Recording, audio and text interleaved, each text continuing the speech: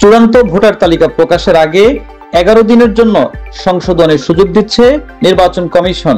এক্ষেত্রে 10 আগস্ট খসড়া ভোটার তালিকা প্রকাশের পর 21 আগস্ট পর্যন্ত সংশোধন আবেদন গ্রহণ করবে সংস্থাটি। সোমবার ইসির জনসংযোগ পরিচালক মোহাম্মদ শরীফুল আলম এ তথ্যটি নিশ্চিত করেছেন।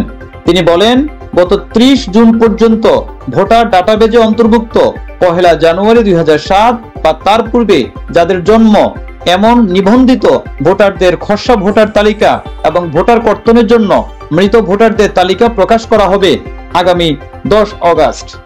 তিনি আরো বলেন, খসড়া ভোটার তালিকা প্রকাশের পর যোগ্য ব্যক্তির নাম অন্তর্ভুক্ত করা, মৃত্যুজনিত বা অন্তর্ভুক্তি হওয়ার অযোগ্য ব্যক্তির নাম কর্তন, ভোটার স্থানান্তর এবং কোন সংশোধন বা ত্রুটি বিচ্যুতি দূর করার জন্য আবেদন দাখিলের শেষ তারিখ 21 আগস্ট। আর চূড়ান্ত ভোটার তালিকা প্রকাশ করা হবে আগামী 31 আগস্ট। দাখিলকৃত দরখাস্ত সমূহ সংশ্লিষ্ট উপজেলা, থানা নির্বাচন অফিসার ও রেজিস্ট্রেশন অফিসার কর্তৃক নিষ্পত্তি শেষ করা হবে 24 আগস্টের মধ্যে। জানা যায়, এবার 44 লাখের বেশি নতুন ভোটার তালিকায় সংযুক্ত করে ভোটার তালিকা প্রকাশ করা হচ্ছে। সর্বশেষ হালনাগাদ তথ্য অনুযায়ী বর্তমানে দেশে মোট ভোটারের সংখ্যা 12,37,32,274 জন। রাকিব হোসেন মিলন, আজকের টাইমস।